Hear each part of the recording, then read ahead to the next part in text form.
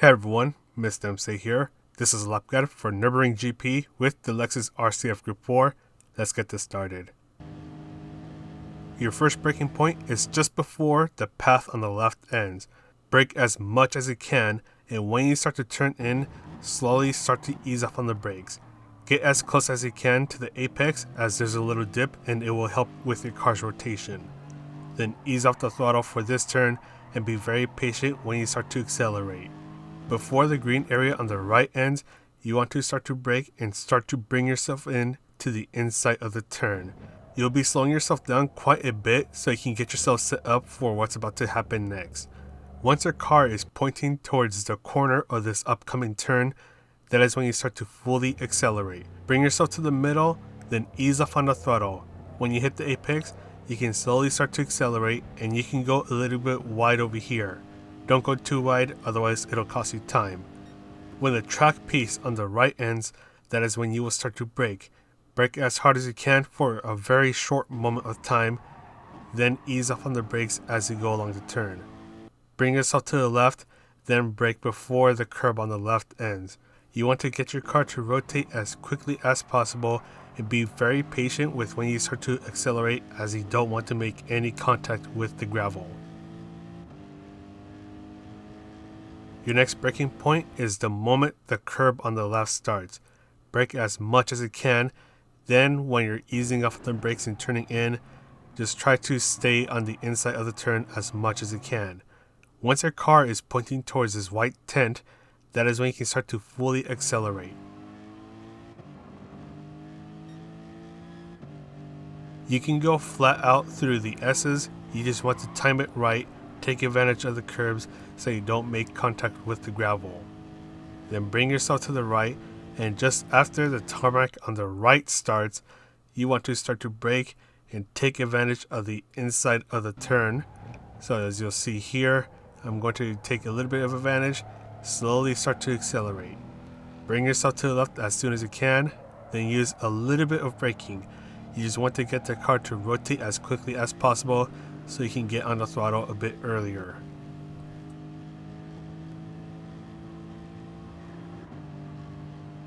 For this upcoming chicane, you'll want to brake before you reach the 100 meter mark.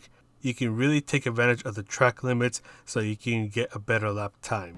So brake as much as you can, then ease off on the brakes as you turn in. Lead the car into this first apex, then carefully accelerate your way through the second apex. Try to keep the car under control at all times. And for the final turn, when you reach the big brown patch that is on the left, that is when you will start to brake.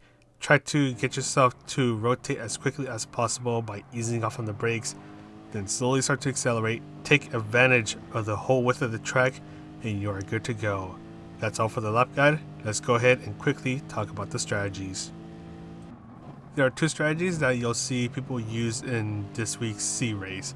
The first one is where people just push as much as they can, then they eventually go into the pit stop, refuel, come back out, and keep on pushing forward. And the second one is going to be the no stop, but with the no stop, you'll be conserving your fuel along the way. For the no stop strategy, you'll need to constantly adjust your fuel mapping and short shift throughout the entire race. In my case, I was shifting when the bar on the bottom of the screen was between 25 and 50% full. You don't want to push too much because you will risk running out of fuel and it's going to make you look silly.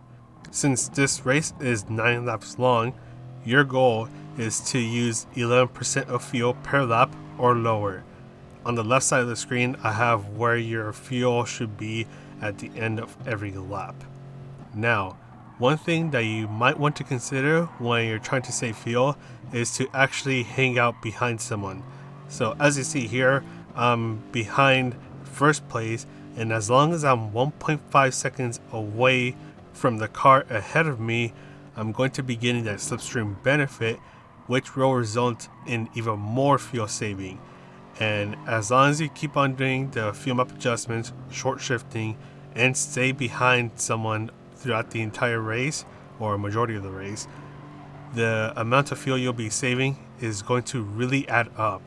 And if you do this right, you have a chance of being able to have enough fuel to be able to do the last few laps on fuel map 1. At that point, you just push and you should still have enough fuel to be able to finish the race. But once again, you have to be constantly behind someone, do a lot of fuel map adjustments, short shifting, and try to reduce the amount of time that you're battling with someone. So as we're finishing lap 6, I should be at 33% fuel, but because I've been fuel saving, I'm actually at 39% fuel, so I'm doing pretty good right now. The person who's in 4th place, he was in 2nd, but because he went with the first strategy, he had to go into the pit stop to refuel. But because 2nd place and I were able to pretty much just hold him back until he needed to refuel, he's going to be one less thing that we're going to have to worry about.